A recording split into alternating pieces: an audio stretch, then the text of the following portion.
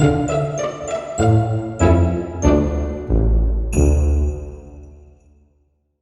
everybody, and welcome back. In this video we're going to look at slightly more advanced rigging. Before I get started, I want to say a huge thank you to everyone who has subscribed and hit the notification icon. It really helps me out and helps the channel grow. Also a huge thank you to everyone who has become a patron or a member of this channel. Your support is awesome and it genuinely keeps me going. Thank you very much. Your names will be running across the bottom of the screen as we speak. So here we go. So before we do anything else, we need to create an object that we're going to rig. And for the sake of simplicity, we're going to work with a kind of a snake-like cylinder. And I'm going to make it like 0.1 of a meter wide. No, not 31. 0.1 of a meter wide and 2 meters long. That way we can give it 10 segments and we know exactly how tall each segment is, just for the sake of measurement. So here's our beast, our snake. And obviously what we want to do is turn this into a figure. So we're going to select our cylinder like so. And we're going to go to Edit, Object, Rigging, Convert Prop to Figure. Then we're going to change from Triax weight mapping to General weight mapping. And we're going to hit Accept like that. So now we've got a figure. So when we look at our object in the scene now, it's changed to the figure icon and it now has a bone. And that bone, if we go into our bone editor by clicking on this object at the top that looks like a bone with a pencil through it, you can see that it's massive and it fills our entire object, which we don't want. Now we know that we've got 10 equal segments and this object is 2 meters tall. So if we click on the Y position of the end point and we change that to 20, we now have our bone filling up the bottom segment of our object. Now the next thing we want to do is we want to assign each one of these segments to a different face group. So what we're going to do is we're going to go into our geometry editor tool, which is our checkerboard icon with the pencil hovering above it. And we're going to make sure that we've got our figure selected like so. And we're going to make sure we're in the perfect front view. And we're going to come down to this level. Now we're going to right click and we're going to change our selection type to polygon selection and our selection mode to marquee selection. And this is just for the sake of being able to select quickly. So if we select all of that, we can now check if we want to, but all of the polygons from here down have been selected. Now we can right click on that and we're going to say geometry assignment, create face group from selected, and we're just going to call this 1. Then we're going to select the next lot and we're going to, I'm going to see if you can guess. Yes, that's right. We're going to call this number 2. Then we're going to do the same for number 3.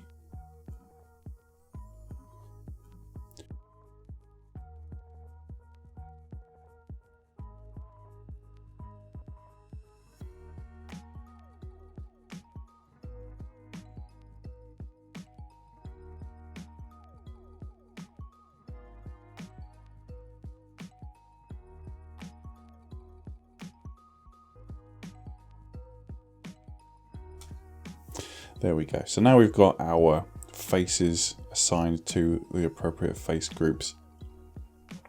So what we can do now is we can add the rest of our bones.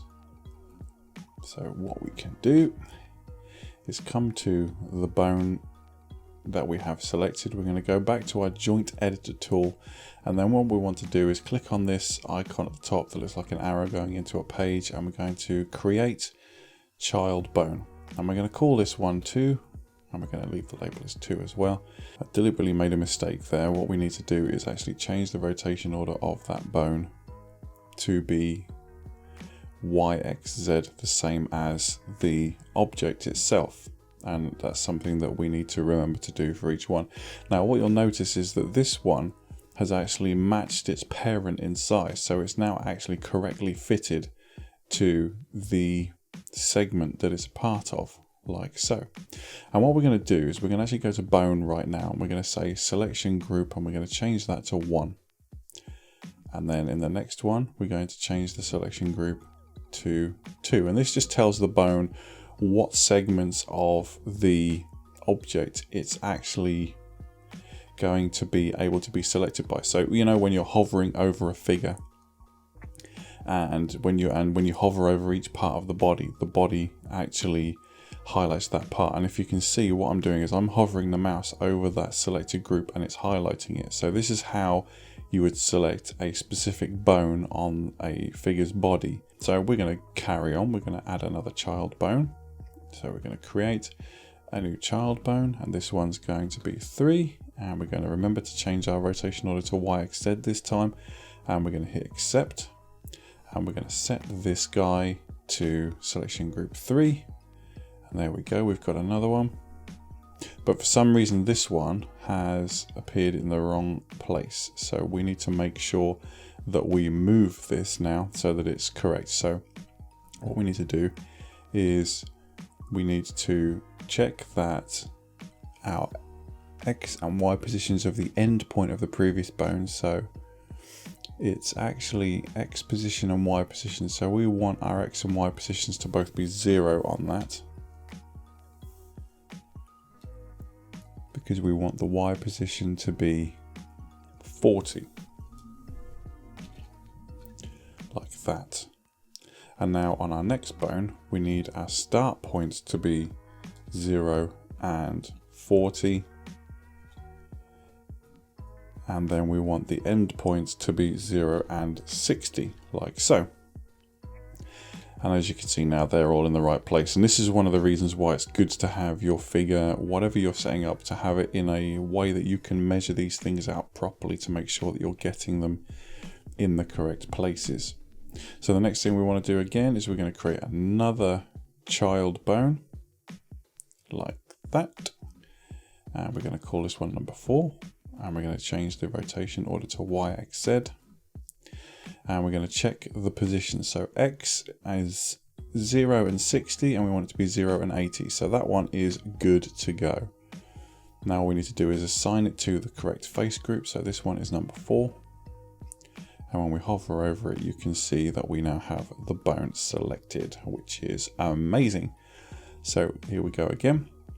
Create our child bone, and we're going to call this one number 5, set it to YXZ, hit accept, check that it's 0, 80, 0, 100, boom, set our selection group to selection group 5, just check by hovering over it, and again, fantastic.